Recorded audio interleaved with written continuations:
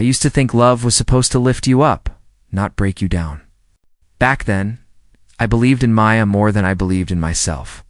We were sitting under the oak tree near the campus fountain when I told her, one day, I'll build my own company. Something reals, something that helps people. She laughed. Ethan, you can't even afford new shoes. Be serious. My chest tightened. I am serious. I've been working on a design. Oh, please, she cut in, flipping her hair. Dreams don't pay rent. Maybe stick to tutoring kids or something. I whispered. Why would you say that? Because it's true, she said. You're not a winner. You never were. For a second, everything went silent. Even the fountain's noise faded. Then Liam, my best friend, stepped forward awkwardly. Maya, come on. That's harsh. She rolled her eyes. I'm just being honest. He needs reality, not fairy tales. I looked at Liam, hoping for support. But he hesitated, then looked away. That hurt more than anything. You think she's right? I asked. He sighed. I think maybe she just wants you to be practical, man. Maya smirked. See? Even your friend agrees. Something inside me cracked. I stood up slowly. You know what? Maybe I am a loser. But at least I'm not cruel. Ow. She laughed again, loud enough for everyone nearby to hear. Cruel? No, Ethan. I'm just tired of pretending you'll ever make it. I could feel everyone's eyes on me. My hands shook, but I forced myself to meet hers. You'll regret saying that one day, sure, she said with a smile. When you're rich and famous, right? I turned away before she could see the tears forming. Liam followed me. Ethan, wait up. I didn't stop walking. Don't, Liam, you heard her. Yeah, but she didn't mean it like she meant every word. I snapped. And so did you when you stayed quiet. He sighed. I didn't want to start a scene. You already did, I said quietly. Just not the kind I needed. We walked in silence for a while. The autumn wind felt sharper than usual. Finally, Liam said, She's not worth it. I know, I said, but it still hurts. He patted my shoulder. You'll find someone better. I shook my head. I don't want someone better. I want to be better. He looked at me curiously. Better how? Stronger, I said. So strong that people like her never laugh at me again. That night, I couldn't sleep. Her words echoed in my head like a curse. You're not a winner. I stared at the cracked ceiling of my tiny apartment and whispered to myself, maybe not yet. The next day at campus, whispers followed me. I heard my name in the hallways, saw her leaning against Adrian's car, his hand on her waist. He was everything I wasn't, confident, rich, and smug. She saw me walking by and said, loud enough for everyone to hear, some people just don't know when to quit. Adrian laughed. That your ex? Poor guy looks like he hasn't slept in a week. I kept walking, pretending their laughter didn't sting, but every step felt heavier. When I reached the library, I dropped into a chair and stared at my notebook. My sketches of the app I'd been designing looked stupid now. I wanted to tear the pages out. Instead, I whispered, no, not this time. Liam found me later that evening. You okay? Do I look okay? He hesitated. No. I closed my notebook. Good, because I'm not supposed to be. He frowned. You're scaring me, dude. I'm done trying to make people believe in me, I said. I'll make them see. He gave me a small smile. That sounds like a plan. It's more than that, I said. It's a promise. He sat beside me quietly. Then I'm with you. I looked at him. Even after today? Yeah, he said. You're my friend. That doesn't change. I nodded. For the first time all day, I felt something other than pain resolve. I could still hear Maya's voice in my head, mocking me, but it didn't burn the same way anymore. It fueled me. Later, when I walked home under the dim streetlights, I repeated her words out loud. You're not a winner. I smiled bitterly. We'll see. That night, I wrote down 5 goals on a torn piece of paper. Graduate with honors. Build the app. Get funding. Launch the company. Win, and under it, I wrote one last line in capital letters. Make her watch. College felt different after that breakup. Every hallway buzzed with whispers that stabbed like needles. I kept my head down, but whispers travel faster than footsteps. In the cafeteria, I sat with my tray, pretending not to hear a group behind me. "He's the loser she dumped," a voice whispered. "Yeah. The one who wanted to build an app or whatever," another laughed. I clenched my jaw and stared at my food. "Don't look. Don't break." Liam slid into the seat across from me. "Rough morning? You heard them too?" "Everyone hears them," he muttered. "People are sheep," I exhaled. "I just want peace." One day without hearing her name, scratched his neck. "Well, about that." My stomach dropped. "What now?" "She was at a party last night," he said. I didn't go, but word spread fast. "Just say it," he hesitated. "She said you'll probably end up teaching at some backwater school." My hand tightened around my fork. "Of course she did." And Adrian laughed, Liam added quietly. Loud. I stared at the table. Teaching isn't even an insult. Yeah, but she meant it as one. I forced a smile. Funny how someone who used to ask me for help with essays now mocks teachers. "That's Maya," he said. "She likes power." I whispered. "She likes cruelty." He lowered his voice. "Why don't you talk to someone? A counselor or I don't need pity. I need results." He leaned forward. "Results take time. You're pushing yourself too hard." I have to," I snapped. "Every second, I feel like I'm drowning." He held up his hands. "Okay, I'm not against you." "Sorry," I muttered. "It just feels like the walls are closing in." We sat in silence until the cafeteria door opened and laughter echoed. Maya entered with Adrian, walking like royalty. She saw me instantly. Her lips curled into that same cold smirk. Adrian nudged her. "Hey, look. Future small-town teacher," Maya chuckled. "If he's lucky."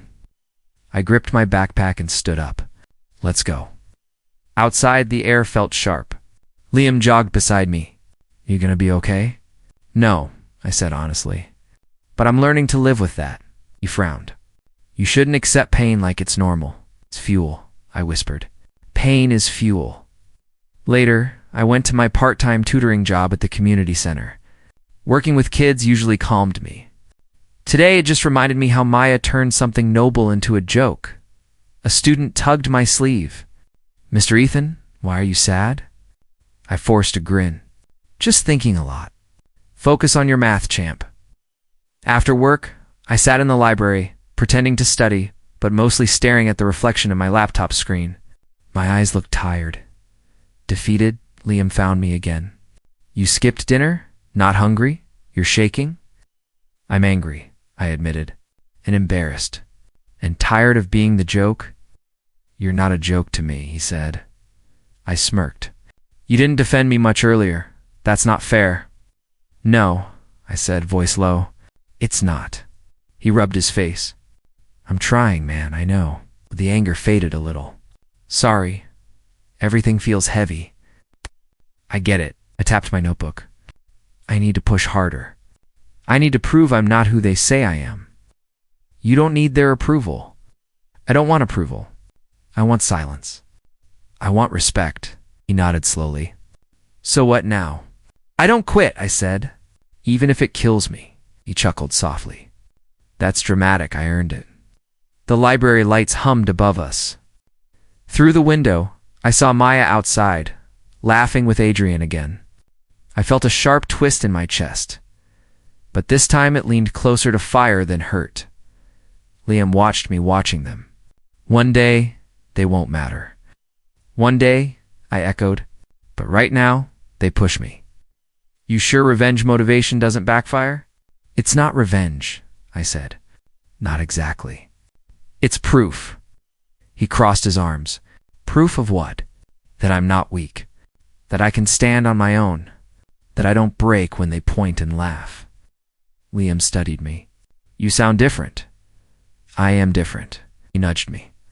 "Good different?" "Determined different," I replied. "I can live with that." By the time I left campus, the sky was dark and rain threatened. I stared at my reflection in a glass door pail, tense eyes burning. Quietly, I whispered to myself, I will rise. Not to destroy them, to outgrow them. The wind answered with a cold gust. My shoulders felt heavy, but my feet kept moving. Each step hurt, but each step hardened me. Pain wasn't killing me. It was building me, and soon they would see. I almost quit that semester. Everything I touched seemed to fall apart. Grades slipped, shifts got longer, and my mind wouldn't stop replaying Maya's laughter. I felt like a ghost walking through campus until Professor Hayes stopped me after class one day. Ethan, can I have a word? I blinked. Sure, Professor. Did I miss an assignment? He smiled slightly. No, I read your project proposal. The app for student mentorship is impressive. I frowned. You actually read that? Of course I did, he said. You've got potential. You just need to believe it. Most people think it's a joke, I muttered. Then prove them wrong, he said calmly. Come to my office tomorrow to make this thing real. I nodded, but my chest felt tight. Why would you help me? 'Cause someone once helped me, he said. Now it's my turn. That night I lay in bed staring at the ceiling. His words echoed in my head, prove them wrong. I hadn't heard encouragement in months. It scared me how much I needed it. The next day I showed up at his office, clutching my notebook. He motioned for me to sit. Show me your design. I slid the sketches across the desk. It connects students who need guidance with mentors in their field. Free access, easy interface. He studied the pages. It's raw, but there's heart in it. What made you think of this? I hesitated. I guess I know what it's like to feel unseen. He nodded. Then you're the right person to build it. I swallowed hard. I don't know where to start. Start by believing, he said. The rest is work. For the first time in months, I smiled. Okay, I'll do it. He grinned. Good, now stop apologizing for existing and get to work. That night, I opened my laptop and started coding again. The lines of code blurred with tears, but they weren't sad ones this time. They were relief. I wasn't worthless. Not yet. Days turned into weeks. Between classes, work, and sleepless nights, I kept building. The more I created, the quieter Maya's voice became in my head. Still, she appeared everywhere on posters, at events. Always with Adrian by her side. One afternoon in the library, Liam sat beside me. You've been a ghost lately. I've been working, I said without looking up. On what? The app. He raised a brow. The same one she mocked you for? Yeah, I said. And it's going to change lives. He grinned. That's my guy. So, what's it do again? It matches struggling students with mentors? Simple algorithm? Scalable design? Professor Hayes thinks it could get funding. Funding, he repeated. That's huge, maybe. But it's still early. He leaned closer. You really think you can pull it off? I looked at the glowing screen. I have to. He studied me for a second. You're different now. Pain does that, I said quietly. He nodded. I'm proud of you, man. Don't be yet, I said. Wait until it works. Later that week, whispers spread again, but not about me this time. I overheard a girl in the hallway whisper, Did you hear? Adrian's been seeing someone else. Another replied, Poor Maya, guess karma's fast? I froze mid-step, but didn't turn around. Don't smile, I told myself. Just focus. Still, I couldn't help whispering, Guess I'm not the only loser now. When I told Liam later, he laughed. You're loving this. Maybe a little, I admitted. But mostly I feel nothing. He looked surprised. Nothing. Too busy to care. The app's what matters. He clapped my back. That's growth. That night, I stayed in the computer lab until morning. The glow of the screen reflected off my tired eyes. My fingers ached, but every click felt like progress. I thought of all the times I wanted to quit, all the nights I wished I could disappear. Now, I was building something real, something that mattered. When I finally submitted the prototype to Professor Hayes, he smiled wide. You did it. Not yet, I said, but I will. He nodded. Keep that fire. It's rare. Walking back to my dorm, I passed Maya in the courtyard. She looked distracted, phone in hand, frown etched deep. For once, she didn't notice me. I stopped, watching her for a second. Then I whispered to myself, let her chase what she thinks she needs. I'll build what I deserve. The wind carried the words away, but I felt lighter. For the first time in months, the ache in my chest turned into something new. Hope. And it felt alive. The auditorium lights felt like 1,000 suns on my face. My hands were shaking as they called my name. The winner of this year's University Innovation Contest, Athene Cole. For his mentorship app, applause erupted around me. I froze for a second, trying to believe it was real. Then I saw Hermione sitting in the front row beside Adrian. She didn't clap. She didn't even blink. I walked to the stage, my heart pounding. Professor Hayes handed me the trophy. "You earned this," he whispered. "Thank you," I said, voice trembling. When I turned toward the crowd, my eyes locked with hers. Maya's face softened just for a moment, like the mask cracked. Adrian leaned over and whispered something to her, but she didn't react. She just stared at me, quiet and unreadable. Afterward, as people congratulated me, I could still feel her gaze following me through the crowd. Liam rushed over. "You did it, man. You actually did it." I smiled faintly. "Yeah." He nudged my shoulder. "You don't look happy enough for a guy holding a trophy." "I'm just trying to process it." He grinned. "You beat everyone, including her new boyfriend's team." "That's poetic." Chuckled softly. "I didn't do it for her." "Sure," he teased. "But it feels good anyway, doesn't it?" I didn't answer. I just looked down at the engraved plaque with my name on it. For once, the world didn't see me as the loser. Later that night, after the celebration, I sat alone in my dorm room, scrolling through the flood of messages. Classmates, professors, even people I barely knew congratulated me. Then I saw it, her name, Maya. I hesitated before opening the text. "Maya, proud of you." 2 words. That's all. No apology. No explanation. Just an echo of a past she had buried. I stared at the screen for a long minute. My chest didn't hurt like it used to. I didn't feel longing or bitterness, just an eerie calm. I typed a reply, "Thanks," then I deleted it. Instead, I locked my phone and whispered, "Not this time." Moments later, Liam called me on video chat. "Bro, I saw your post. You're trending on the university page." I laughed quietly. I didn't even post it. Someone did. "There's a photo of you holding the trophy."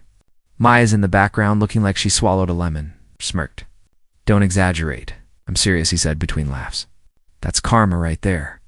I leaned back in my chair. "Karma doesn't need my help. She's already choking on her own pride," he whistled.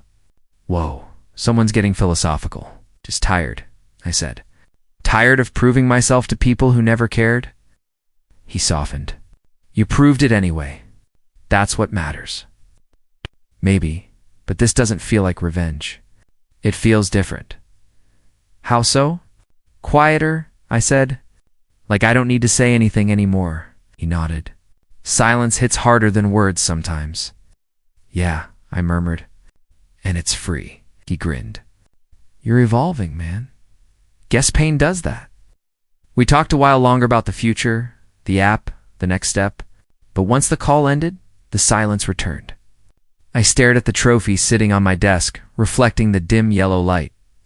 A year ago, I would have given anything for Maya to see me win. Now, I realized she had earned. That was enough. There was a knock at the door. Liam walked in, still buzzing with excitement. Had to see the champ one more time before I crash. I laughed. "You already did like 3 times today." "Yeah, but I brought snacks," he said, tossing a bag onto my desk. "Celebration chips," grinned. "You're ridiculous." He sat down.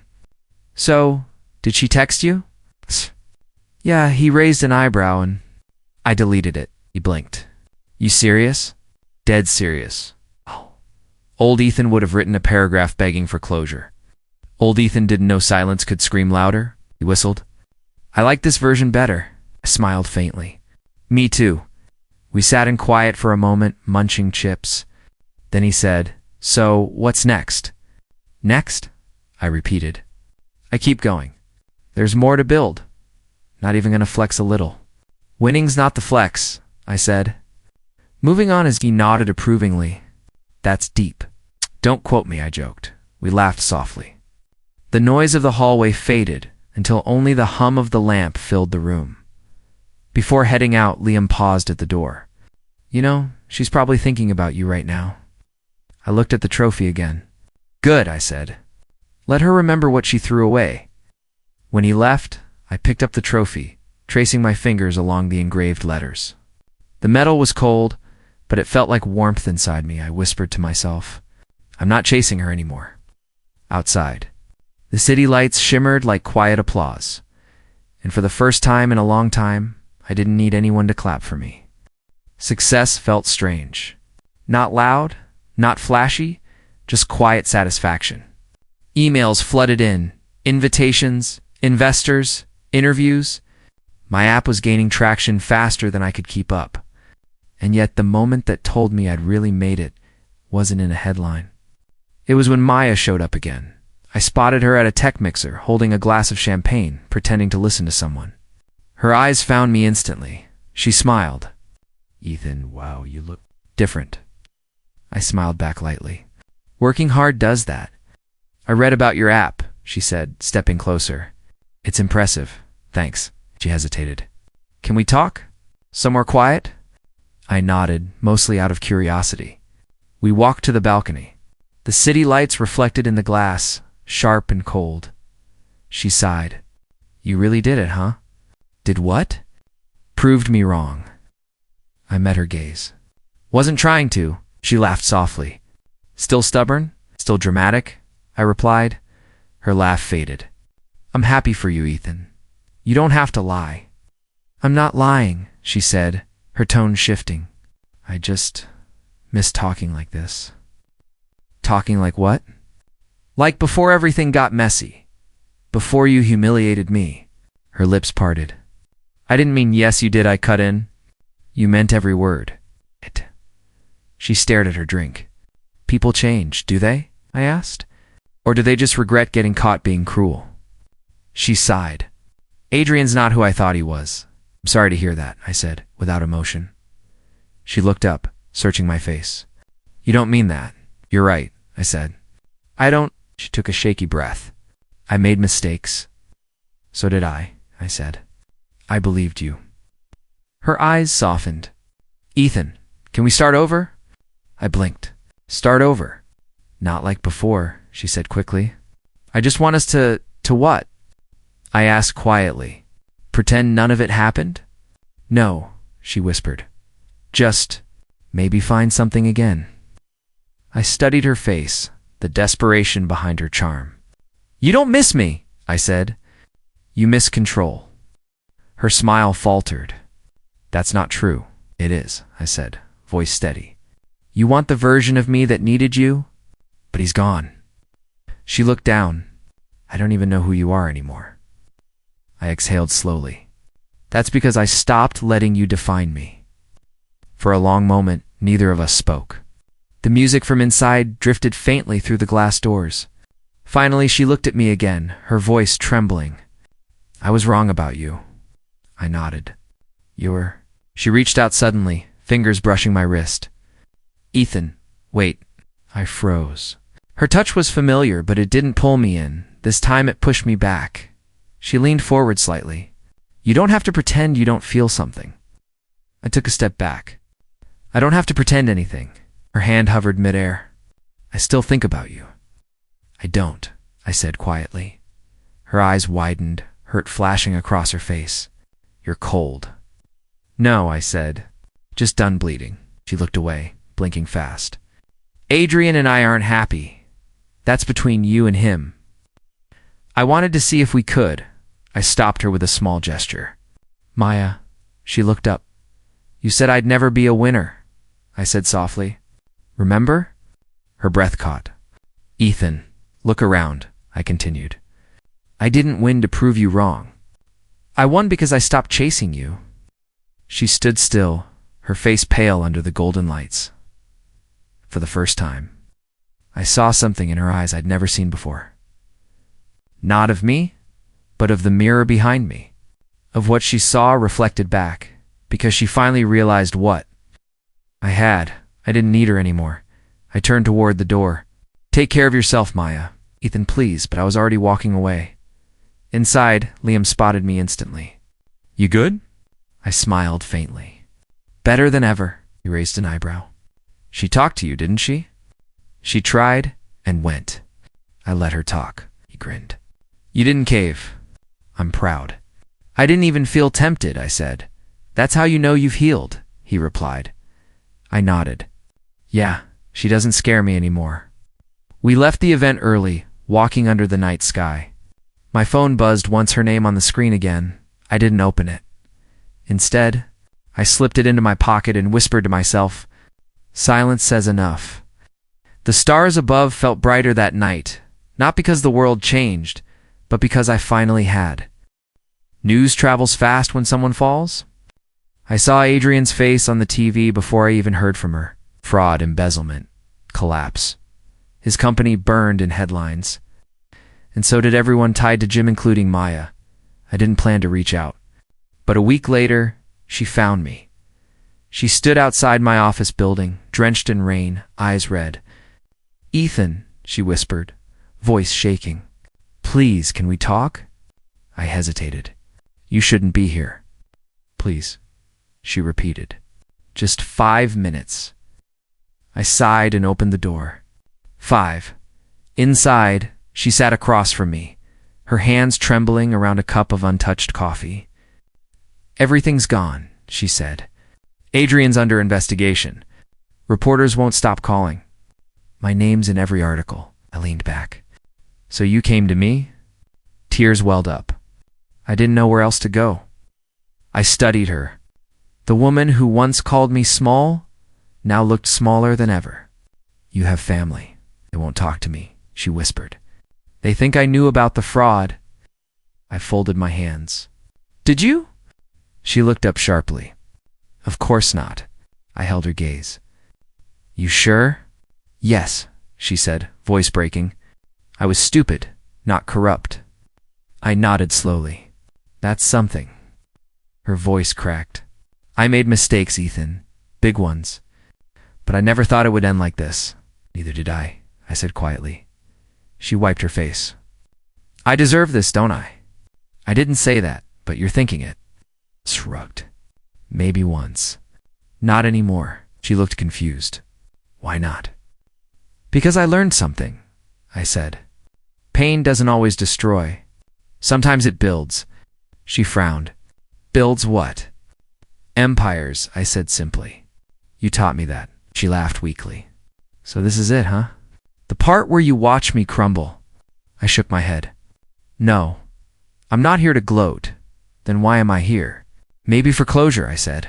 For both of us. She stared at her reflection in the window. I used to think pride made me strong. Doesn't, I said. It makes you blind, she whispered. You must hate me. I did, I admitted. But hate's heavy.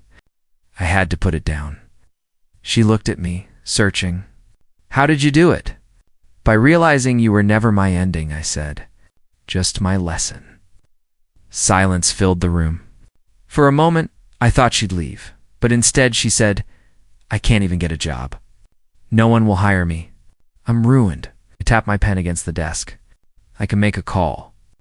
There's a nonprofit looking for admin help. Her eyes widened.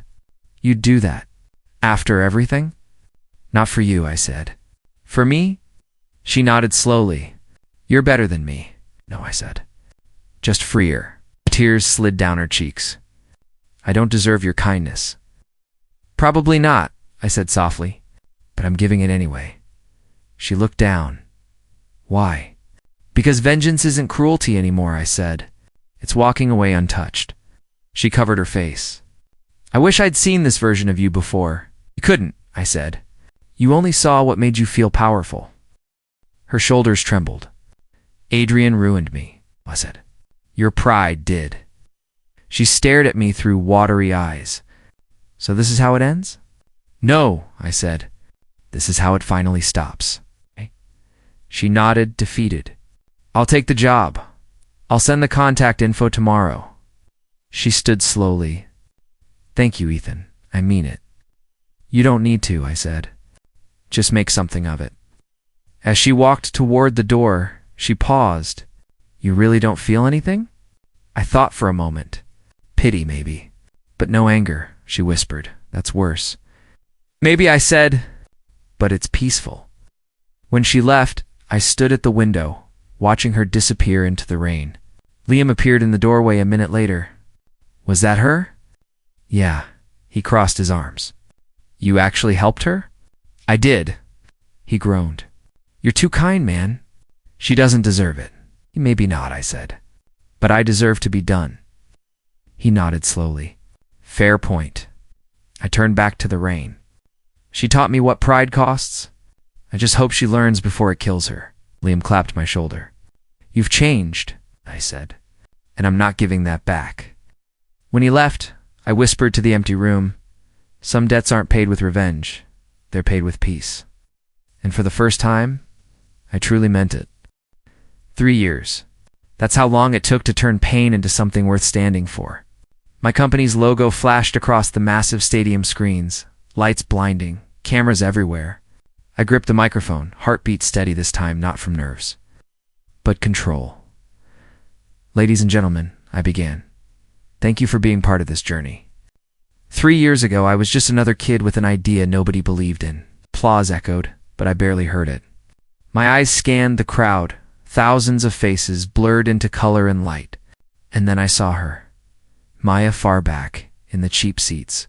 Alone, her posture was stiff, her expression unreadable. She looked smaller, older. It hit me not in anger, but quiet disbelief. Once, I would have given anything for her to look at me. Now she couldn't stop. I took a breath. When I started this project, I continued. People laughed. Some told me I was dreaming too big, that I wasn't cut out for success. My voice carried through the arena. Maya didn't move, but her eyes, those same eyes that once dismissed me, never left my face. I tightened my grip on the mic. But dreams aren't measured by who believes in you. They're measured by how long you keep fighting after no one does. The audience erupted in cheers. Flashes went off like lightning. But I wasn't performing for them anymore. This was between her and me, the final chapter of a story she'd started and I had finished. From the front row, Liam gave me a thumbs up. Kill it, man, he mouthed. I smiled faintly. I'm not killing anything, I whispered to myself. I'm closing it. I clicked to the next slide on the big screen photos of our mentorship program. The app, the faces of kids whose lives had changed. This isn't just about success, I said. It's about resilience. About standing back up when the world laughs. Somewhere in the distance, I saw her shift. Her hands trembled as she clapped once half-heartedly, then stopped. The crowd roared, but she was silent, drowning in it. I kept talking. Sometimes the ones who doubted you become the proof of your growth. You don't have to humiliate them. Just let time do it for you. Gasps rippled through the front rows. A few laughed, thinking it was a quote, but I knew better. It wasn't a speech, it was closure. I paused, letting the moment breathe. And when that day comes, I added softly, you'll realize you didn't need revenge. You just needed distance. The applause grew louder. I could feel the floor vibrate. But inside, I felt still come, almost weightless. After the event, reporters crowded the stage. Ethan, how does it feel to be the youngest CEO to host this conference? One asked. It feels earned, I said simply. Another leaned forward. What motivated you through failure? Doubt, I replied. In silence. They laughed, not understanding. I smiled politely and stepped off stage. Liam was waiting near the exit, grinning ear to ear. You killed it, he said. That line about doubt? Legendary. Thanks, I said, wiping sweat from my brow. He leaned closer. You saw her, didn't you? Yeah, I admitted. Back row. He frowned. You okay? I am, I said. More than okay. He nudged me. You didn't go over there? No point. Not even a look who's winning now moment. He joked. I shook my head. She already knows. He chuckled. You're a better man than me, maybe just a quieter one. We walked through the hallway toward the after-party, the crowd behind us buzzing like static. My phone buzzed, 2 notifications, mentions, messages, but none of it mattered. Liam stopped. You ever think about how far you came? Every day, I said. But I stopped looking back, even at her, especially at her. He smiled. That's peace, man. I laughed softly. Feels weird, doesn't it? Winning without needing to shout. Yeah, he said. But that's the best kind.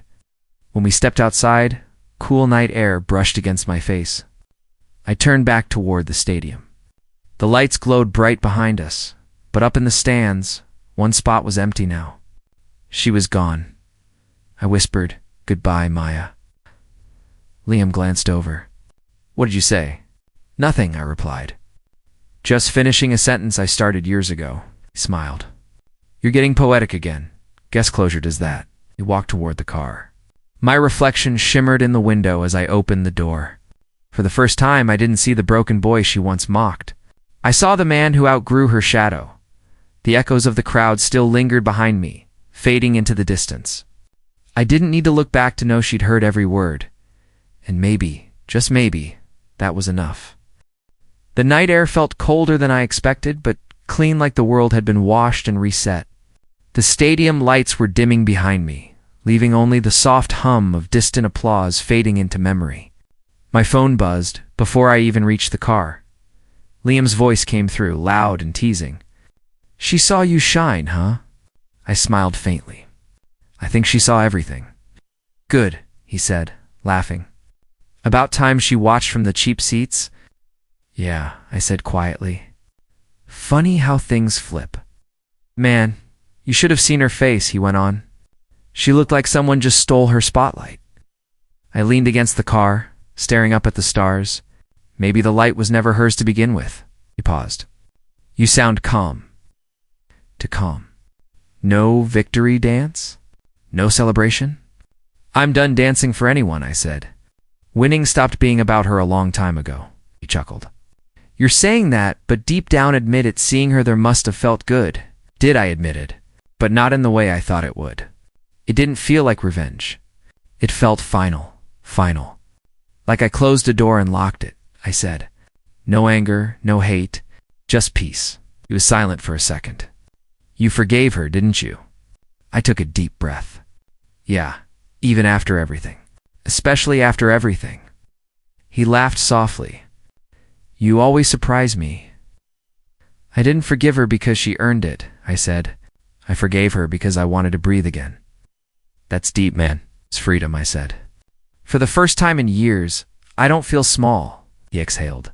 "You know, I've seen people chase success their whole lives. You're the only one who turned pain into purpose." "I didn't plan it," I said. "Pain just gave me a choice, stay broken or build something from the pieces." "Guess you built pretty well," he said. "The kid who got laughed at now owns a company." "Yeah," I said with a small laugh. "Life's weird like that," he hesitated. "Do you ever wish she'd apologized?" I looked back toward the stadium, its lights fading into the dark. No. Her silence was the apology. "That's poetic," he said. "You should put that in your next speech." "I'm tired of speeches," I said. "Tonight wasn't about proving anything. It was about letting go." He whistled. "So what now, philosopher?"